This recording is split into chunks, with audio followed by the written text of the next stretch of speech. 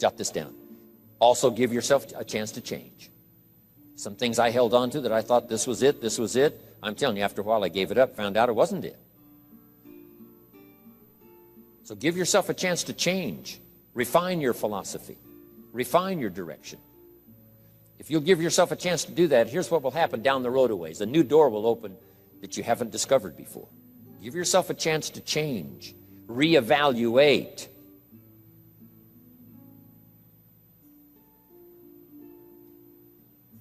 Okay. So let your library be a testimonial of your dedicated interest in accelerated personal development, that you will read whatever you have to read, you will hear whatever you must hear, and you will watch and see whatever you must see in order to make your life refined and worthwhile and achieve all of your purposes. That's what I want this stopping station to be these 3 days. Just to come here and sit for a while and listen and ponder and take notes and work hard and see if you can't absorb, get all that you possibly can here so that it will start to refine your life even before you get on an airplane and fly back to wherever you came from, before you get in your car and drive away. What we share with you here, with all the rest that you've learned, this will be a catalyst to start a process even before you get home that'll start working for you. Some of you are going to set some goals. We're going to do the workshop tomorrow, designing the next 10 years. Hopefully you'll come up with some new promises, some new objectives, some new ideas. And by the time we're finished here these 2-3 days, I'm telling you, you'll see yourself able to accomplish 2 times, 3 times, 5 times more than you ever thought was possible, which will make this cost of this seminar a small price to pay. And hopefully it'll make the time you spent here small price to pay compared to making this an investment in your future, in what will flow in terms of money and income and return and reward and respect and dignity and accolades, trophies, all the stuff that can be yours. A marriage that lasts forever, a friendship that nourishes you forever, things that you'll find that you'll keep and treasure for a lifetime. Hopefully this is one of those weekends. It takes a lot of effort to learn. It takes a lot of effort to grow. It takes a lot of effort to decide and debate. But jot this down. It's all worth the price. Whatever stimulates you to think, whatever stimulates you to wonder, whatever stimulates you to react or even to debate, even if you hear something you say, well, that's not right, see, that's still valuable. It means you're awake. It means you're alert. It means you're alive. It means your mind is ready to take on something, whether it's agreeable or not agreeable. Something right, something wrong. Who cares what it is? We've got to listen to a variety of voices. And some are going to come from the left and some are going to come from the right. And some are going to come from mysterious sources. And some will try to entice you with all kinds of stuff. But that's okay, just so you're alive and alert and awake, ready to process anything that comes your way. Take the best of it and make it beneficial for you, so that tomorrow you walk with a stronger step. Next month you see a clearer vision. And a month from now, the purpose for your life is multiplied by 2, 3, 5. That's what I want to create here. So, now, to hurry and get through, because we have so many subjects to cover, let's cover now some other things under personal development. Here's one that's important as you read and as you listen and as you study and as you grow and as you take notes and as you fill up your journal. And then try to work on the ideas to make yourself valuable in the marketplace. Here's something to remember under personal development, some things I had to learn. First, steps to success. First of all, you need good ideas. Just decide right now you're going to accelerate your plan for collecting good ideas. Ideas for your life, ideas for your health, ideas for your marriage, your relationships. Ideas that stimulate. One idea sometimes leads to the next, needs to the next. And the 4 or 5 ideas in the future that really thrust acceleration into your life, you couldn't have gotten unless you went through the first one and the second one and the third one. Next, you need good plans. So we're going to talk about time management and Game plans tomorrow. You need a good health plan. Traveling around the world, you can imagine the kind of health plan I have to have. If I didn't have a superb, extreme, got to underline the word extreme, if I didn't have a superb, extreme health plan, do you think I could travel all over the world? People look at my calendar and say, impossible. I'm the only one that can do it. Everyone else is too young. Incredible. But I've got to be extremely healthy. I can't let up at all in terms of diet and nutrition, exercise, all that stuff in order to stay healthy. So a good health plan, a good family plan. Here's a good one, a good marriage plan. Some people just go along married with their fingers crossed. You've got to have a better plan than that. Some are whistling in the dark, hoping everything will work out. Not a good plan. You need a good plan for how to use the day. We'll talk about that tomorrow.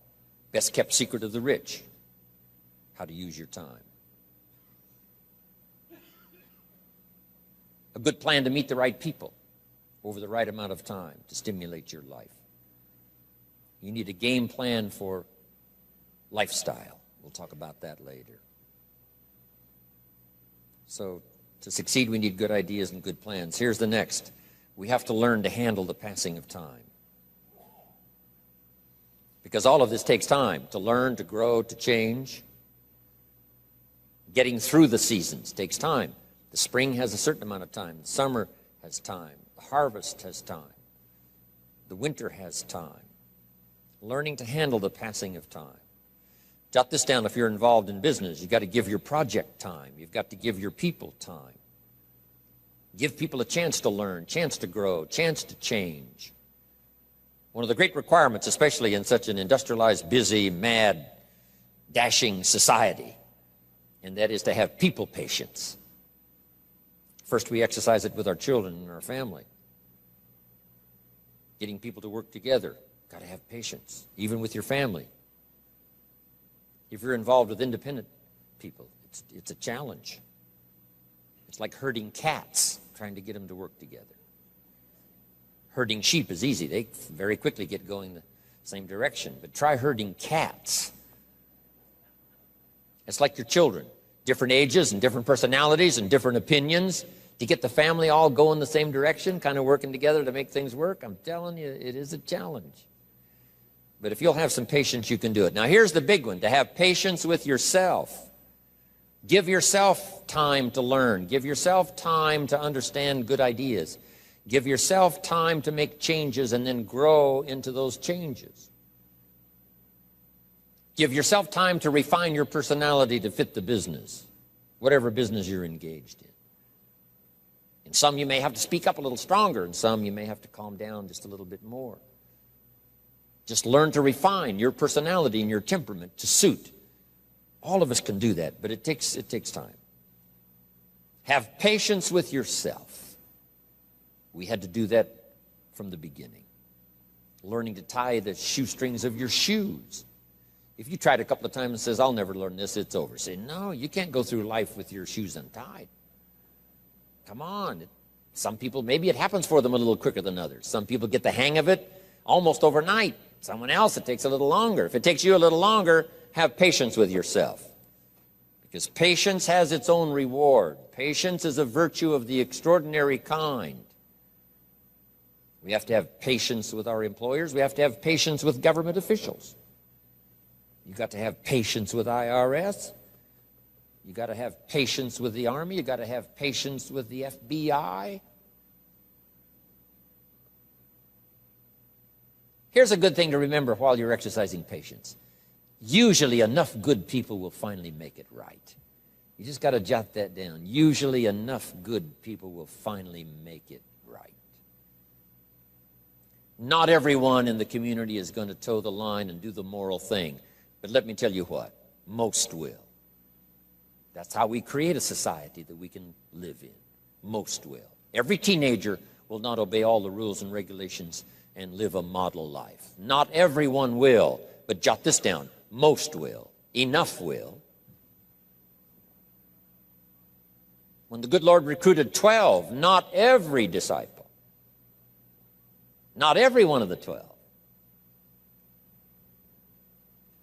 But it was enough of the 12 to start a movement that's lasted for 2,000 years. Not everyone, but enough will. There's only been a couple of exceptions to that rule. One was the story of Sodom and Gomorrah. God was going to destroy Sodom and Gomorrah for their evil ways. Abraham had a friend that lived there. And Abraham implored and said, God, if I can go to Sodom and Gomorrah and find 50 righteous people, will you spare the city? And God said, Abraham, you've been such an excellent friend of mine. Yes, I'll spare the city if you can find 50. So he searches the city, can't find 50 good people. Comes back and says, Lord, would you take 40? God says, Abraham, for you, come on, I'll do it. If you can find 40. So he searches for 40, can't find 40. And he comes back and says, would you take 30? Good Lord says, Abraham, only for you will I reduce it to 30. Can't find 30. Can't find 20. Abraham said, this is my last request. Would you take 10? God said, only for you, Abraham. So he went searching for 10, and you know the story. Right? Couldn't find 10. That's the exception to the rule. So he said, Abraham, get your friend Lot and his family out of there because the end has come. But that's the exception to the rule. So jot down the general rule. Most will. In a civilized society, most will obey the rules. In government, most will. Not every senator will, but what? Enough will to build a stable government and a future. Not everyone in the armed forces will, but enough will. Not everyone in the community will, but enough will. Not every teenager in this high school will, but I'm telling you, the most will. And that's how we survive in a civilized society, because most will. And that's a good feeling to know. Most will. Okay. So have patience. Next, under personal development, is learning to solve problems.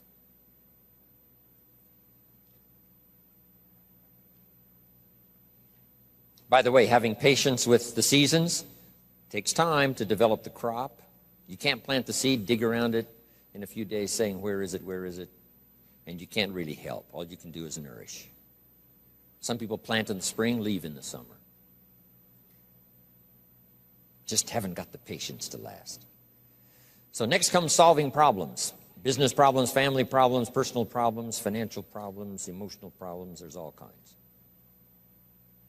Here's a good idea I found in solving problems. Every once in a while you've got to, I haven't got it here, but I can just describe it for you. Take a piece of paper, put a line down the center of the paper, and on the left side describe the problem. So just jot that down. A piece of paper in half, on the left side describe the problem. Sometimes it's a good idea to take a problem out of your head and put it on paper. We'll talk a little bit more tomorrow about how to think on paper. This is one of the ways to think on paper.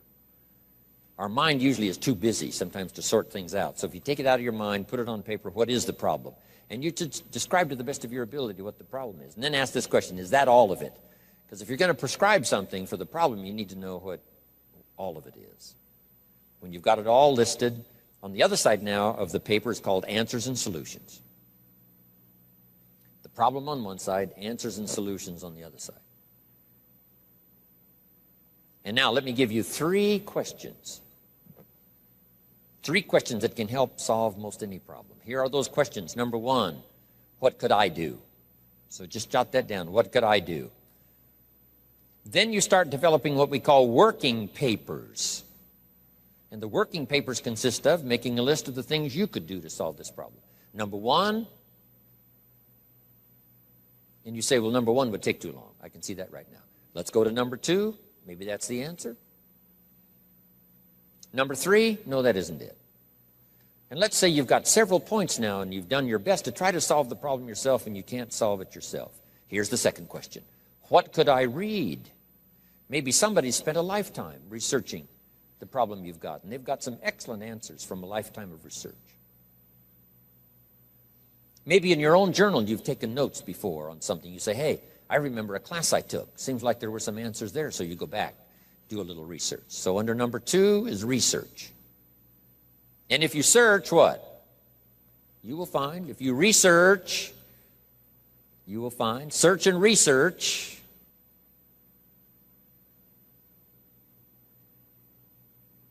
Now, research as soon as possible, because if the problem is severe, you don't want to wait till too late. My friend Kenny comes to me and says, he just lost a beautiful lady, fabulous lady. They got a divorce. She was really something. Then after his divorce, he comes to me and says, you know, it's over. But he says, you know, something strange. He said, I found a book in my own library that I think would have saved my marriage if I had read it before my divorce. And it was a book entitled How to Live with Another Person. He said, I should have read that book a long time ago. He finally read it, but it was a little late. It's like reading a book on nutrition after you've had a heart attack, right? I mean, that's good. That is good. But gosh, it's so much better to read it before. Spare yourself the agony and the lost time and maybe the loss of your life. Now, if you tried to solve it yourself and you can't solve it and you've researched and it doesn't seem like you've got the answer, here's number 3. The third question is, who could I ask? Is there someone around me that might have the answer to my problem? Now, under that, put this. Don't ask first now. Try to solve it yourself. Develop some working papers. What you think you might do, that still isn't it. Here's some books I've read. This guy's crazy. This guy, no answers, haven't got it. Now I ask. But if you now can show your working papers to who you ask, you can't believe how swift the answer will come. All of us have heard this, but let's remind ourselves one more time and put it in your notes. We all love to help people who, first of all, try to help themselves. Back to the philosophy of deserve. I've tried to work it out, haven't got the answer. Maybe you can help me. Somebody is very willing to help you if they know you've tried first to help yourself. It works that way with our children, right?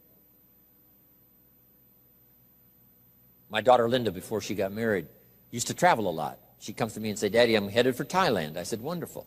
She said, I've saved up my money. I said, fantastic. She said, I've got $1,000. I said, wonderful. She said, the kids wanted to go here, wanted to go there. I didn't go. They wanted to buy this, wanted to buy that. I didn't buy. I got my money put aside, $1,000. I said, Linda, unbelievable. You must be my daughter. That's fantastic. Now, she said, to make the trip, I only need a couple of thousand more. An easy 2,000, right?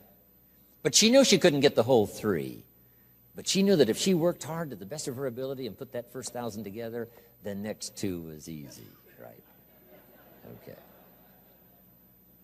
So, develop your working papers. Do your best to solve problems. Here's why you try to solve it on your own first. You need the mental and emotional muscle. You need the discipline. If you just quickly go to the answer, somebody that's got it, now you're not developing the muscle. You're not developing the discipline to solve your own problems, because there may come a day when there's no one else to ask. So you need the rhythm of learning, the rhythm of trying, the rhythm of seeing if you can do it first to build the emotional, mental muscle.